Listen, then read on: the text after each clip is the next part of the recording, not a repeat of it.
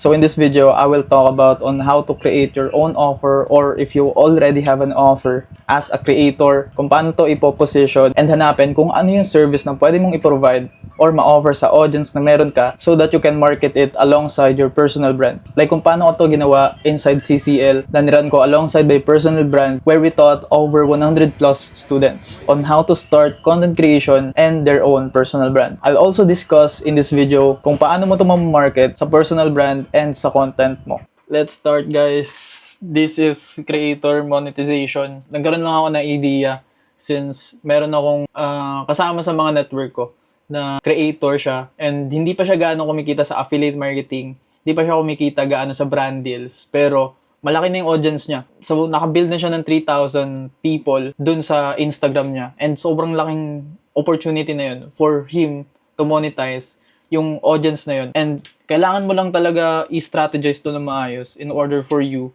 para maka-create ng offer and ma-monetize yung personal brand mo na hindi affiliate marketing and brand deals. So dito, ituturo ko sa inyo kung paano mag-craft ng sarili mong offer as a creator. Kasi as a creators, we already have an advantage. Sobrang laki na ng advantage natin, guys. Kasi you already have an audience. Sobrang dami mo ng sobrang dami nang nakasubaybay sa'yo. Sobrang dami ng tao yung naniniwala sa'yo based pa lang sa mga content mo. And ito yung pinaka-power talaga ng organic content. Kasi kung marunong ka ng organic content, ito yung pinapanood ng mga tao ngayon. Kasi attention is the main currency. Since sa rise ng social media, marunong ka mag-gather ng attention, marunong kang mag-market, nasa yung daloy ng money, especially sa markets. Kung kunyari, gumagawa ka ng content about something you love, kunyari for me, it's dati, self-improvement. Nabuild ko yung account ko dito. Nabuild ko yung account dito sa niche ko na to. And nakabuild ako ng over 200k followers across all my social media platforms ngayon. Hindi affiliate marketing and brand deals lang yung naging monetization ko. Actually, gumawa pa ako ng sarili kong offer. So, ayan, you just need to have an offer. And ito yung sa example ko sa inyo ng opportunities you can unlock kapag meron kang offer. So, ito, analytics to ng sales namin for the last couple of weeks. So, ayan, mga pumapasok. So, I got these payments on top of making money from affiliate marketing and brand deals. So, hindi lang ako kumikita through affiliate marketing and brand deals. On top of that, meron pa akong sarili kong offer. And this is how I am able to take content creation / building a personal brand full-time. So, kapag na-master nyo talaga kung paano mag-create ng offer, tapos kung gumagawa pa kayo ng affiliate marketing, kung nagtitake pa kayo ng mga brand deals, as a creator, malaki yung opportunity mo. Kasi, nasa yun na yung attention. Kailangan mo lang siya matutunan kung paano mo siya i-turn into a monetizable asset. So, pag na-build mo yung personal brand mo, pag nakilala ka ng tao, mas mataas kasi yung trust sa'yo as a creator instead of kung kunyari business owner ka and alam ng mga tao na nagbibenta ka lang dun sa mga content mo. Mas mataas yung trust nila dun sa creator na finalaw nila. Kaya, mas malaki yung opportunities natin as a creator. So, ayun, kagaya ng mga to. Gumagawa lang ako ng content but I can make this a full-time income kasi alam ko kung paano siya i-monetize. Alam ko kung paano siya gawing asset ko na on top of affiliate marketing, kasi affiliate marketing talaga yung pinaka naging unang way ko of monetizing. So, unang-una sa affiliate marketing ako kumikita. Hanggang ngayon naman, sa affiliate marketing pa rin. On top of that, may mga brands na nag-reach out sa akin. So, pumasok na yung mga brand deals. Pero, isa talaga sa pinaka-sustainable for me is having my own offer. Kasi pag meron kang offer, ibig sabihin meron kang skills. Pag meron kang skills, tapos alam mong babayaran ka na ng mga tao dito sa skills na to, kailangan mo na lang i-systemize siya kung paano mo mamamarket yung skills na yun, tapos pag makakakuha ng payments dun sa skills na yun, tapos tutulungan mo yung ibang tao, matutunan din nila yan or magkaroon din sila ng results dun. This is also how you can scale your income as a creator. Kasi pwede ka namang mag-scale ng income mo sa affiliate marketing and brand deals. Ang downside lang kapag nag-focus ka solely on affiliate marketing. Marami na akong nakilala na creator. Sa affiliate marketing sila nag-depend sa brand deals, pero naban yung account nila. And kapag nangyari yun, lahat ng income mo mawawala. Isa pa sa mga downside niyan is hindi ka nakapag-build ng something na sustainable. Ito rin yung naging problem ko in the past nung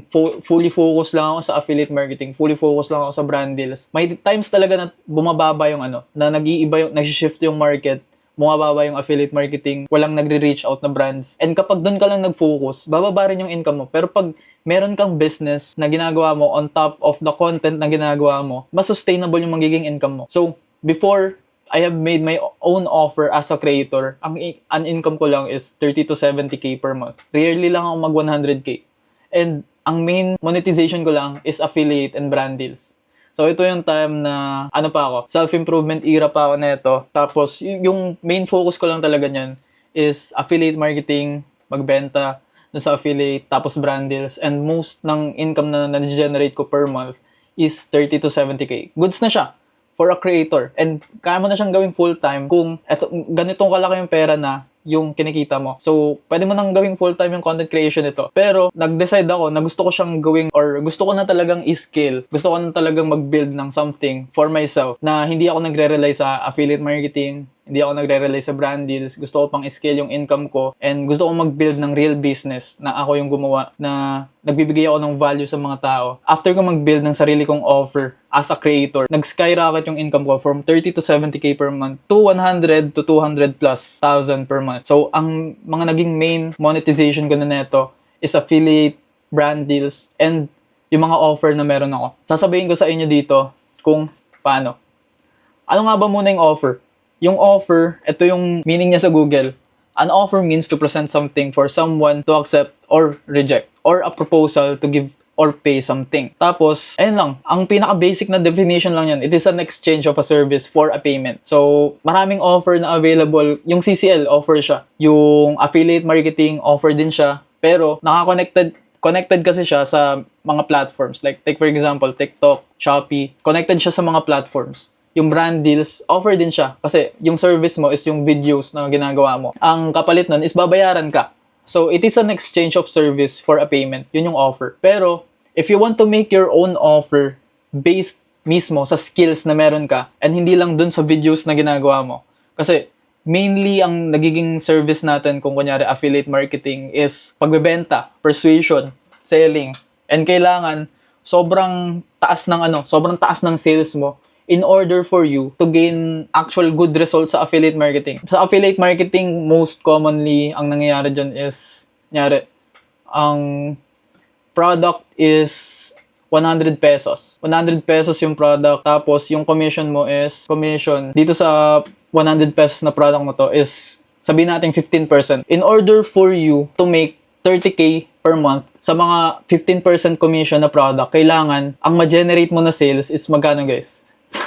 Sa mga magaling sa math dyan. Kailangan, ang GMV mo neto is almost 200k. 200,000 pesos yung kailangan mo mabenta in order for you to gain 30,000 pesos sa affiliate commissions. Tapos, when it comes to affiliate marketing pa, hindi lahat ng product 15% yung commission. Most of them, 5% lang. So, mababa talaga and kailangan umaabot ng almost 500k yung GMV mo per month or yung total accumulated sales mo in order for you to make a considerable amount of income para i-take full-time yung affiliate marketing, yung brand deals, or yung content creation.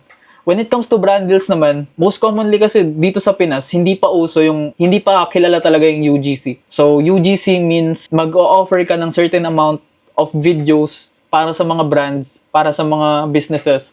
Tapos gagawan mo sang video yung business na yun.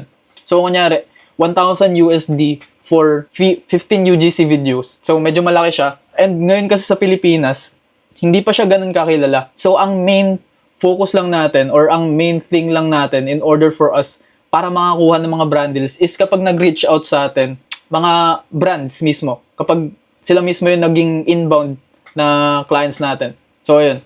Pag sila mismo yung nag-reach out, doon lang tayo nagkakaroon ng brand deals. So, medyo hindi rin siya sustainable kung hindi every month naka-close ka ng high ticket brand deals kasi makaka-close ka lang ng high ticket brand deals kapag malaking brand yung nag-message sa'yo. And minsan, makaka-close ka lang ng mataas kung mataas na rin yung followers mo. So, for someone na merong 3,000 followers, hindi ka maka-close ng brand deal na umaabot ng 30,000 pesos. So, medyo malabo yun. Kasi ang iisipin nila is mababa pa yung reach mo. Pero, depende pa rin to sa sa niche ng brand na lalapit sa'yo. Kung may lalapit sa'yo na brand, tapos ang niche is finance, ayan, medyo mataas yung dyan, medyo mataas yung rate nila for campaigns. So, hindi rin siya sustainable. Pero ang pinaka-sustainable is kapag gumawa ka ng sarili mong offer. Kasi kapag meron kang offer, meron kang skills na meron ka na mismo, na dino-document mo na sa content mo, yun yung pwede mong gawan ng service. Yun yung pwede mong gawing offer. So that may ma-offer ka sa audience mo. So kung interested sila to work with you, meron kang something na maipapakita sa kanila. So dito, is tuturuan ko kayo, how do you make your own offer? So ito lang yung mga questions. Take note of this, guys. So ito yung mga questions na kailangan mong i-ask sa sarili mo. Ano ba yung content na ginagawa mo ngayon? So, most of this, guys, nakikita ko sa inyo, personal development content. And nagpo-focus kayo sa pag-document ng real life na meron kayo ngayon. So, another thing na pwede nyong i-ask pa sa sarili nyo is ano yung skills na meron ka ngayon na pwede mong i-market dun sa mga content mo. So, magbibigay ako ng example nito mamaya. Pangatlo, can it help a certain person achieve a certain goal? So, makaka-help ba siya na maka-achieve ng certain goal sa isang tao kung tutulungan mo siya? So, for example, nagawa mo na yung certain na bagay na to, alam mo na, expert ka na dito. Kung tuturuan mo yung isang tao na to, ma-achieve nyo ba yun? Gamit yung method na meron ka. And lastly, can I productize it, package it, and ask a payment in exchange? So, ito yung mga questions. So, ginawa kong example dito. Si Bryle, client ko siya. Ginawa ko siyang example ngayon. Kasi, isa si Bryle sa pinakamagandang example when it comes to this as a creator na focus ang fitness. Ito yung ginawa kong case study sa kanya ngayon kung paano niya matuturn itong content niya, itong personal brand niya into his own offer. So, let's take Bryle. Ito yung content niya. Si Bryle is one of my clients to si Bryle. So, isa siya sa mga one-on-one clients ko. Tapos, siya, hybrid athlete, into fitness siya, student also, tapos into trading. So, breakdown ko yung mga bagay na nandun sa content niya. Una, he posts gym contents. Tapos, passionate siya about fitness. So, yung mga bagay na yun, mostly, nagbo-boil down siya into fitness. And ano ba yung gusto ng mga tao ngayon? Kung kunyari, gusto niya na i-offer to as a service sa mga tao. In demand ngayon, yung being a fitness coach. Kasi maraming tao, yung hindi pa rin alam kung ano yung magiging next step nila when it comes to fitness. Tapos, isa pa to sa pinaka-fundamental desire ng mga tao, which is to improve their attractiveness, to improve their appearance. So, isa to sa pinaka-fundamental. So, malaki pa rin yung market when it comes to fitness. So, tanungin mo yung sarili mo, ano ba yung mga content na pinopost mo? Ano ba yung bagay na passionate ka? And ano ba yung skills mo? So, si Bryle, nag-come up ako na pwede siya maging fitness coach. Kasi, yun yung content na pinopost niya. Fitness coaching. Ano yung pwede niyang maging offer? Fitness coaching yun. Ang problem lang na meron is masyado nang saturated yung market ng mga fitness coach. So, makikita nyo sobrang dami ng personal trainer sa mga gyms, sobrang dami ng fitness coach, online coach sa internet. So, ang solution dyan is to niche down into your lane of expertise. So, kung kunyari, ang main skill na meron ka ngayon is marunong ka magturo ng mga tao when it comes to fitness. So, hindi lang dapat nagpo-focus ka sa general na tuturuan ko yung mga tao na mag-exercise or mag-build ng muscle. Kasi sobrang saturated na ng ng market na yun. Ang pwede mong gawin na bagay is mag-niche down. So, ito yung nakita ko sa kay Bryle. So, una, nag-start siya as skinny. Tapos, nakapag-build siya ng muscular physique through running and lifting. Pwedeng mag-boil down yun into fitness coaching for skinny people who wants to build muscle through running and lifting. Take for example ito, guys. Hindi ka lang nagpo-focus dito sa mismong bagay na to. Kasi kapag nag-focus ka lang dito sa tip of the iceberg or pinaka-basic na skill, kunyari, fitness coaching lang, madali kang palitan kapag ganyan. Marami ka ng kasabay dito eh. Pag nag-focus ka lang sa isang offer na to, sa isang service na to, madali ka lang palitan. Pero kapag nag-niche down ka pa, expertise talaga na meron ka. Take for example na lang yung kay Bryle. Nag-start siya as skinny, tapos nakapag-build siya ng muscular physique. Yung pwede niyang ituro is fitness coaching for skinny people na gustong mag-build ng muscle through running and lifting. So, nakita nyo na mas niche down na siya. Meron siyang method and meron certain people na target yung offer na meron siya. Pero, nakita ko rin, kaya pa nating i-niche down to. We can still niche this down a little since we can see that into trading din siya. So, makikita nyo guys na marami kang bagay na interested ka, marami kang bagay na passionate ka. Tapos yung skills mo, yung combination ng mga bagay na to, pwede mo siyang i-niche down into that. Ma-target mo yung certain demographic of people. So, nakita natin na into trading din si Bryle.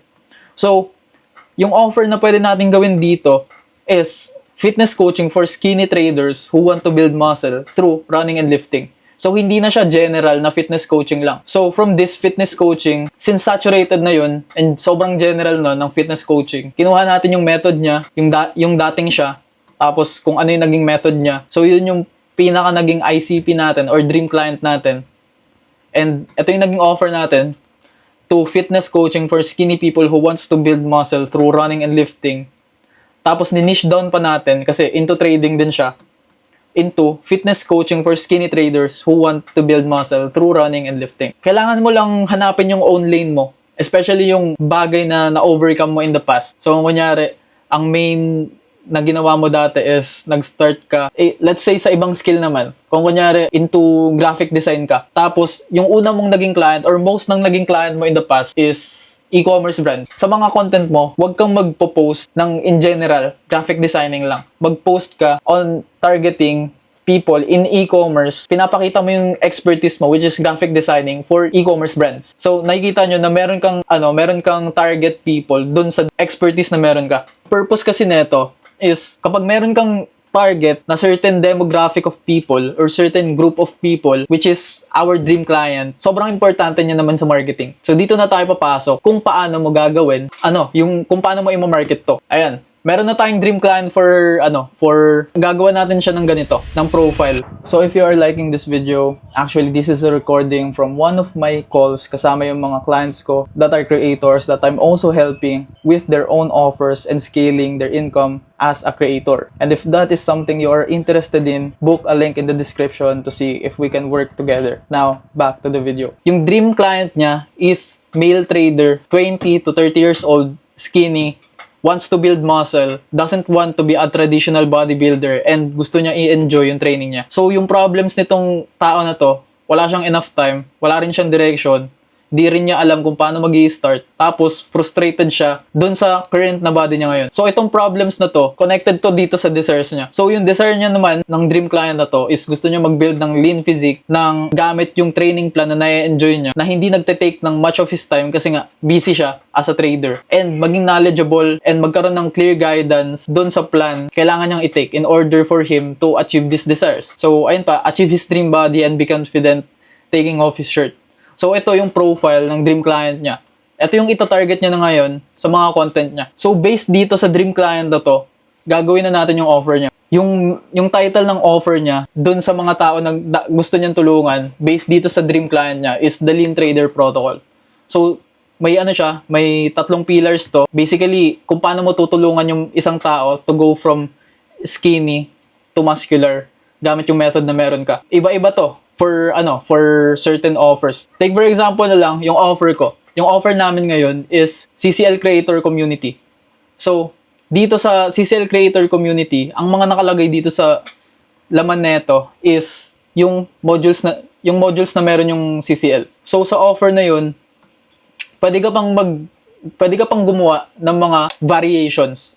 So, dito na papasok yung low ticket, mid ticket, and high ticket. So, basically, ano lang to, yung amount ng involvement mo based dun sa binayad nila ng mga magiging client mo. Take for example na lang kung nakakakuha ka ng client dun sa mga content mo, pero hindi pa nila afford. Like, take for example, yung coaching mo is 75K. Pero hindi pa nila afford yun. Ang afford lang nila is etong 5K. So, at least, meron kang naka-ready na variation ng offer. Na swak dun sa magre-reach out sa'yo na prospect mo. So, from this, di ba, nag-start tayo dito sa account mo. Lean down tayo dun sa mga content na pinopost mo. Tapos, ano yung bagay na pwede mong ituro sa mga tao or gawing service sa mga tao in order for them to achieve a certain goal. Tapos, nag-come up tayo dito, fitness coaching. Pero masyadong general yon yung fitness coaching. So, nag-niche down pa tayo.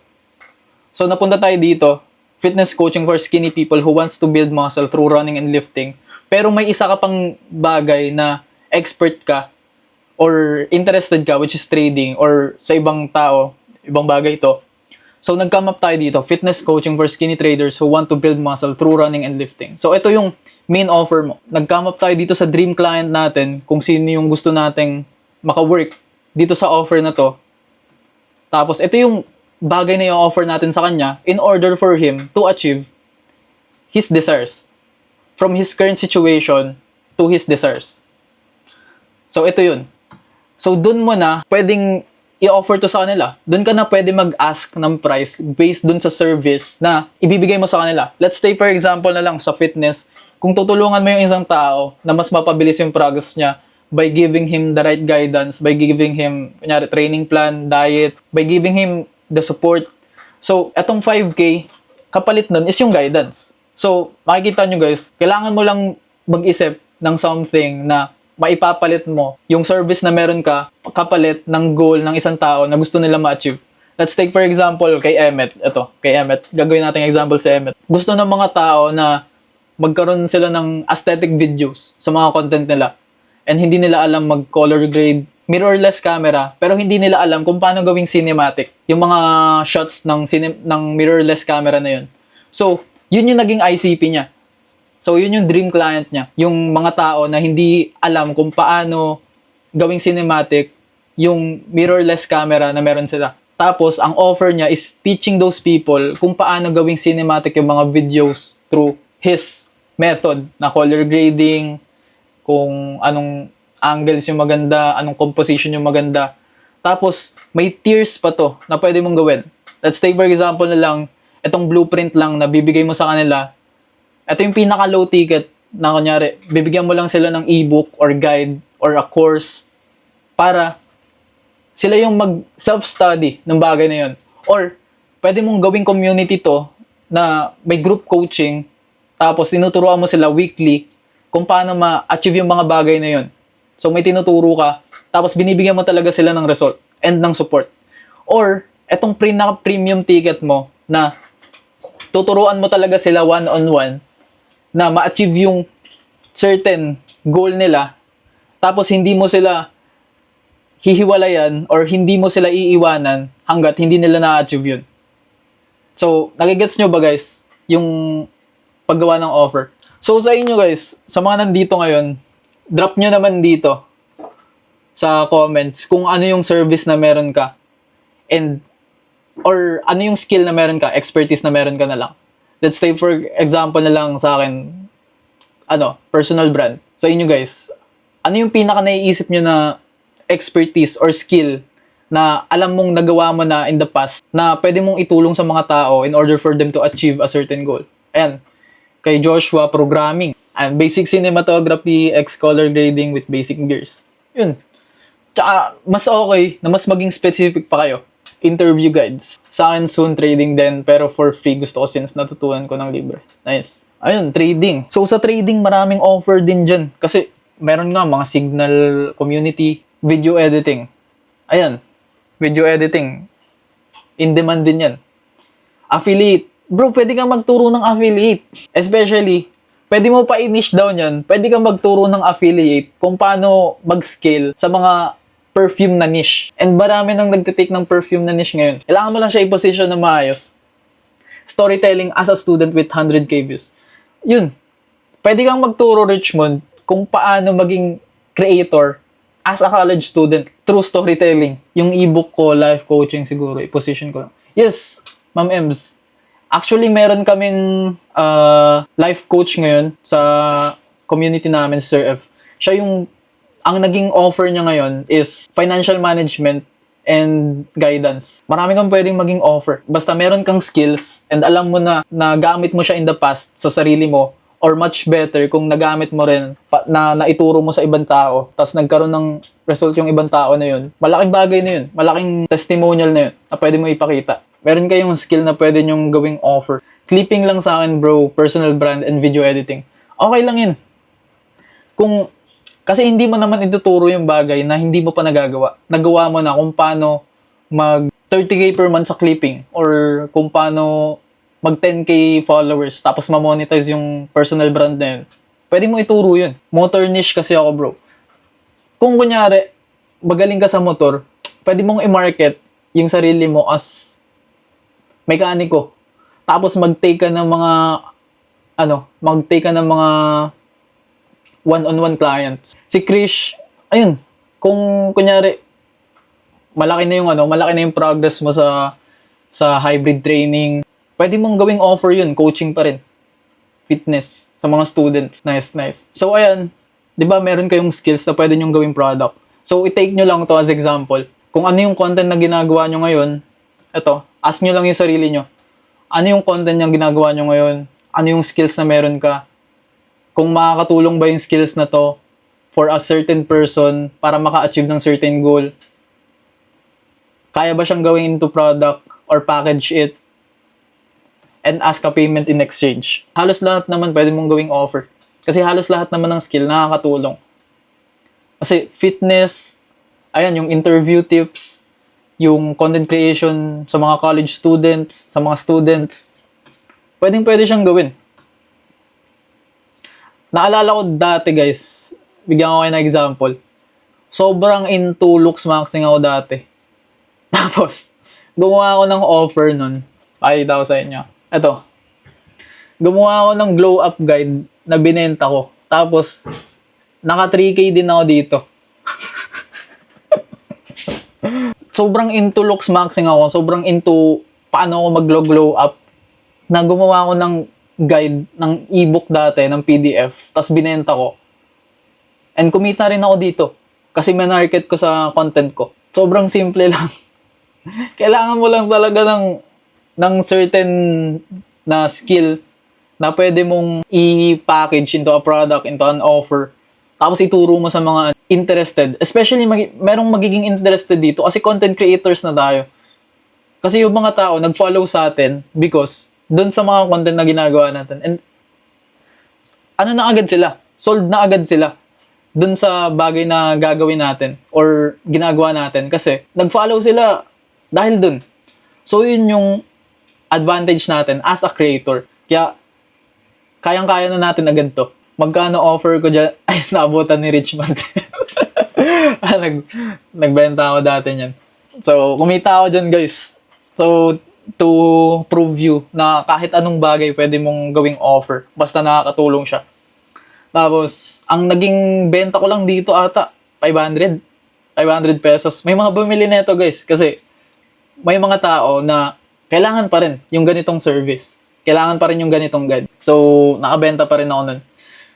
Then, kung gets nyo na kung paano ginawa to, kung paano ako nag-come up dito sa mga to, mag-move naman tayo, guys, kung paano siya i-market. So, ngayon, na meron ka ng offer, the next thing we need to determine is kung paano mo i-market yung offer na to. So, syempre, gumagawa na tayo ng content, pero hindi natin alam gumawa ng content based doon sa offer na meron tayo. And ito yung naging pinaka bagay na mistake ko dati. Kasi meron na akong offer pero ginagawa ko pa rin yung content ko as a creator na parang wala lang akong offer. So hindi ko na ma-market. So mas mababa yung nagiging sales ko. Pero kung gagawin ko ulit yun ngayon based sa knowledge na meron ako ngayon so that ma-market ko ng mas maayos yung mga offers na meron ako dati, ito yung gagawin ko. Ito yung papakilala ko sa inyo na concept, which is itong funnel na to. So basically, yung funnel na to, merong tatlong levels. Yung top of funnel, middle of funnel, and bottom of funnel. I-explain ko sa inyo ng mas maayos kung ano-ano itong mga bagay na to. So basically, top of funnel, ito yung pinaka content natin na nag-a-attract ng followers. Ito yung pinaka-content natin na mas malaki yung reach. So, ito yung mga content na lumalagpas ng 100k views, lumalagpas ng 500k, nag-million views. Kasi, ito yung nagde-determine why someone would follow you. And these types of content attracts. Kaya ito yung mga kailangan mong i-ask sa sarili mo in order for you to attract people na mag-follow sa'yo dito sa top of funnel content mo, dito sa mga followers mo. Ano ba yung admirable na bagay about sa'yo? Ano ba yung likable na bagay about sa'yo? So, ginawa ko ulit example si Bryle. So, ito yung tatlong bagay na admirable kay Bryle based sa based sa observation ko. So, si Bryle, nabigyan niya ng progress yung sarili niya. He transformed himself from skinny to muscular while running and lifting, enjoying my training while being a student and also a trader. So, admirable yun. So, kung may bagay ka ngayon na na-achieve mo, admirable yung bagay na yun. Pangalawa, I take importance of the relationships I have in my life. Kasi nandun siya sa highlights ni Bryle. So, nilagay ko na rin dito. And pangatlo, God-fearing siya and I bring Him in anything I do. So, ask mo yung sarili mo, ano ba yung mga bagay na admirable about you? And ito yung gawan mo ng top of funnel content. Or kung kunyari, gumagawa ka na ng mga content ngayon, most of the time, top of funnel yan. Especially, sino dito guys yung mga mga naka 100k views na? Type 1. Most of you guys, alam nyo na kung paano gawin to. Yung top of funnel content. Pero, what you need to do is i-align pa rin yung mga top of funnel content nyo based sa mga tao na gusto nyo ma-attract. So, kung kunyari, ikaw, tao ka na into fitness. Syempre, hindi mo naman gusto ma-attract yung mga tao na, yung mga tao na hindi nag-exercise. So, syempre, mainly ginagawa mo sa mga content mo, pinapakita mo na fit ka na person. So, ayun. Kailangan mo lang i-ask yung sarili mo, why should someone follow you? Kasi hindi tayo makikinig sa mga tao kung hindi natin sila ina-admire or hindi tayo kagaya nila. So, most of you guys, either naging funnel kayo ni JC or ako, most of you guys into self-development. Kasi, pare-parehas tayo. And yun yung isa sa mga bagay na pwede mong i-take advantage sa mga content na gagawin mo. Kapag may bagay ka na kaparehas sa mas maraming tao or may bagay ka na admirable na ginawa. So, gagawin ko na lang din example yung sarili ko. What's admirable about me is nakita ng mga tao yung progress ko from zero to kung nasan ako ngayon. So, admirable yun.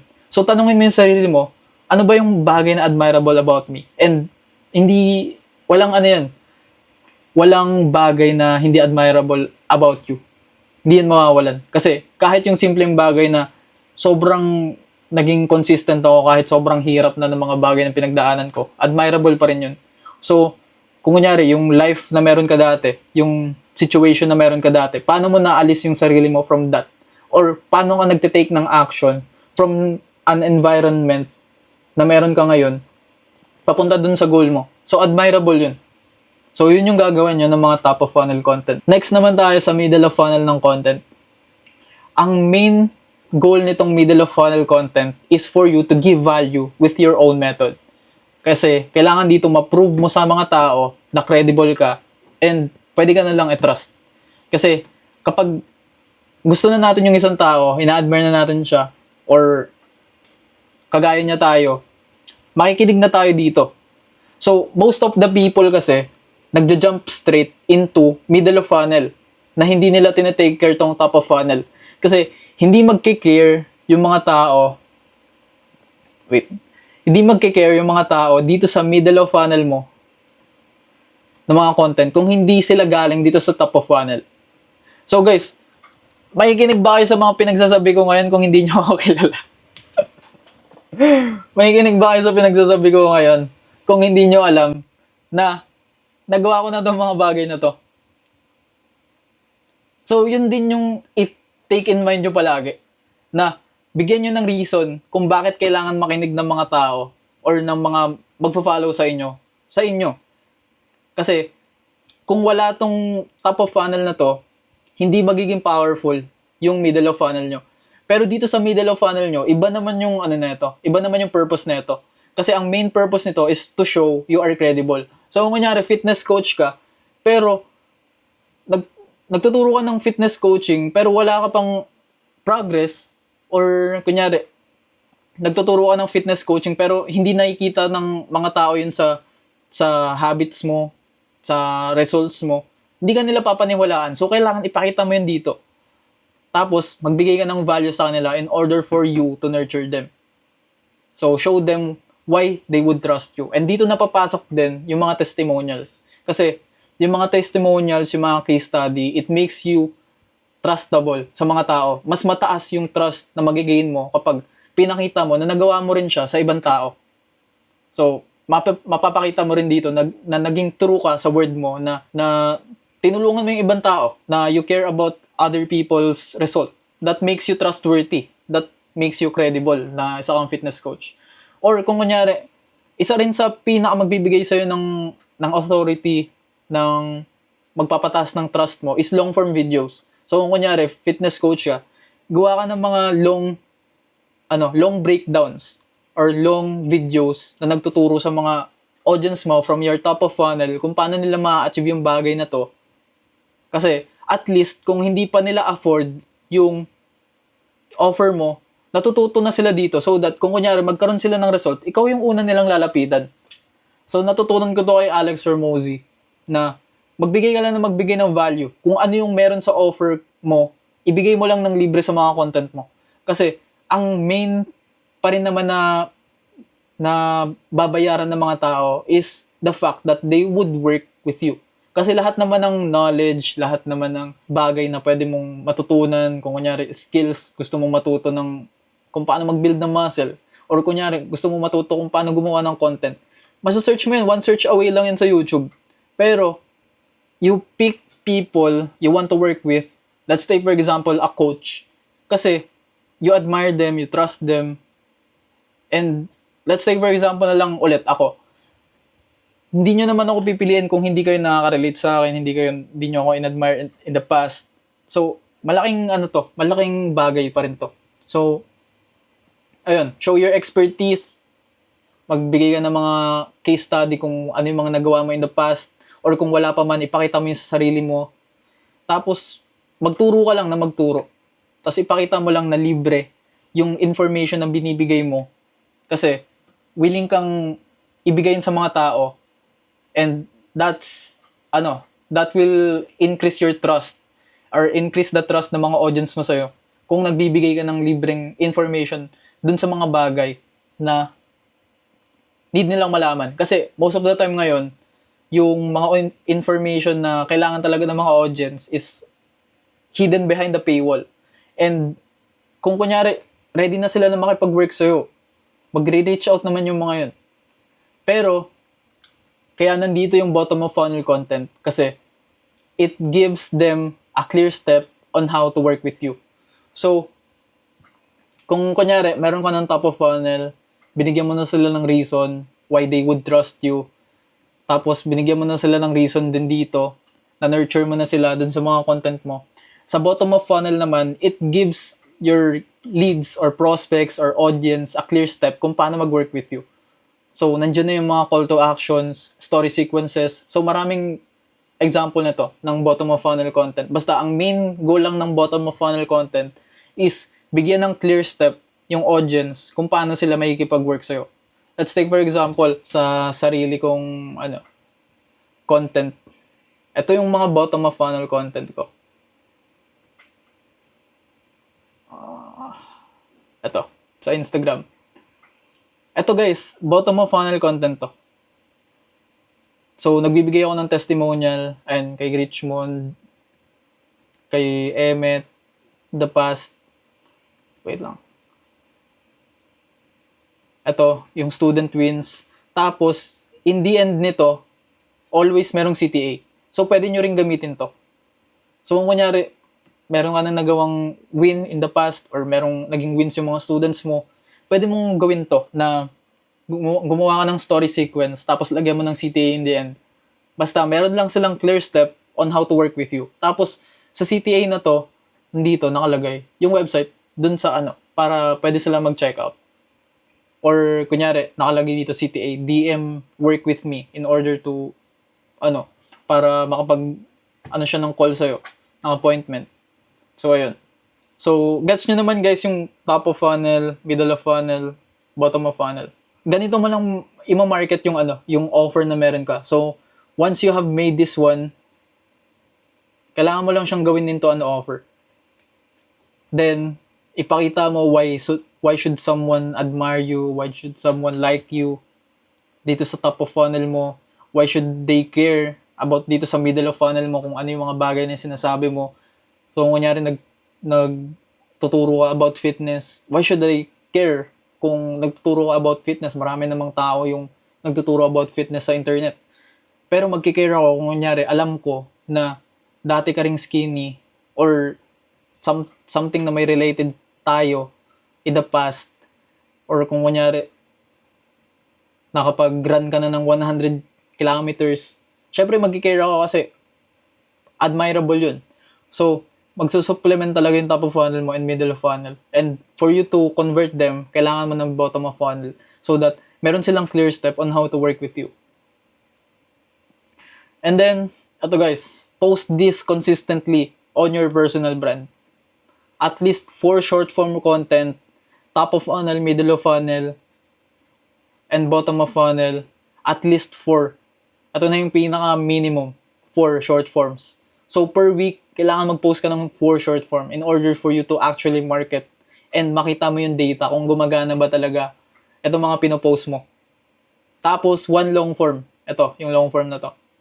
Kasi yung long form, ito yung nagpapataas ng, alam niyo yung 7-hour rule, guys. May nakakaalam ba dito ng 7-hour rule? How about walang masyadong content ideas, bro? Or like nauubos ng content ideas in personal branding? Ayan, si Richmond alam. So, eto, yung kay Jello, may papakita ako sa inyo guys na ginagawa ko in order for me na hindi maubusan ng content ideas based dun sa dream client ko and based dun sa offer na meron ako.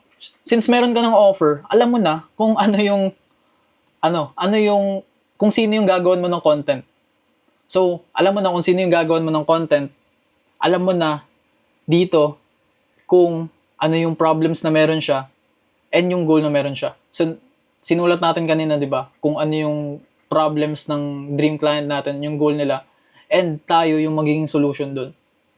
So, tayo yung magbe-bridge ng problem nila or yung current situation nila into their goal. So, kung kunyari, yung problem ng dream client mo is, let's take for example, dream client ko, stagnant yung video nila sa 200 to 3,000 views per video. Tapos ang goal nila is break out of the ceiling and mas maka-reach ng mas mataas ng mga audience. So, ang solution na gagawin ko dun sa client or sa audience na to, na ito yung problem is, ito yung gagawin ko ng content. I-audit ko yung hook niya, retention, and structure. Tapos, yun yung mostly gagawin ko ng content. So, ito yung para naman sa middle of funnel. Pero, para naman sa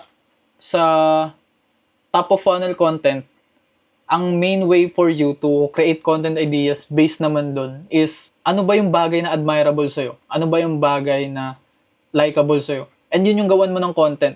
So, ito si Bral, ginawa niya to ng content na dati skinny siya, ngayon, muscular na siya. Tapos, ipakita mo lang kung bakit kanila dapat i-admire dun sa mga content mo. So, content idea na yun. Or kung kunyari gusto nyo, magpakita ba ako ng top of funnel content ideas. Sino nakapanood nito? Sino nakapanood nito guys? Type 1. So, sa mga nakapanood nito, sabihin nyo sa akin kung anong main purpose ng content na to. Is it to attract? Is it to nurture? Or is it to convert? Binigyan ko lang sila ng tips kung ano yung pwede nilang panoorin so that hindi na sila magbibili ng course. Middle. Nice, middle. Middle siya kasi binigyan ko sila ng value. So, ayan. Binigyan ko kayo ng example. Next one, tingin tayo. Eto, sinabi ko yung story ko. Eto, sino nakapanood nito guys? Yung sinabi ko yung story ko bago ko na-achieve lahat ng bagay na meron ako. Anong type ng content to? Is it top of funnel? Is it middle? Is it bottom? Top. Ayun. So guys, sa content ideas, the only lang talaga in order for you to get content ideas is alamin mo muna yung essence ng brand mo. Ano ba yung tinutulong mo sa mga tao? Ano ba yung din-document mo? Ano ba yung offer mo? So, kung may offer ka na, since kailangan mo i-market yun, syempre magiging content mo yun. So, doon ka na magbe-base ng top of funnel content mo, doon ka na magbe-base ng middle of funnel content mo. And sometimes, marami kang pwedeng maging method kung paano mag-isip ng content ideas. And nasa ano rin yun guys, nasa CCL yun. So, balikan nyo dun kung ano yung mga method na yun. Ganun lang, gumawa ng offer and kung paano siya i-market. So, ganun lang nag-work in top of funnel, middle of funnel, and bottom of funnel. That's the video. If you ever want to work one-on-one with me with scaling your creator income, you can book a call in the link in the description to see if we can work together. So, follow for more contents like this.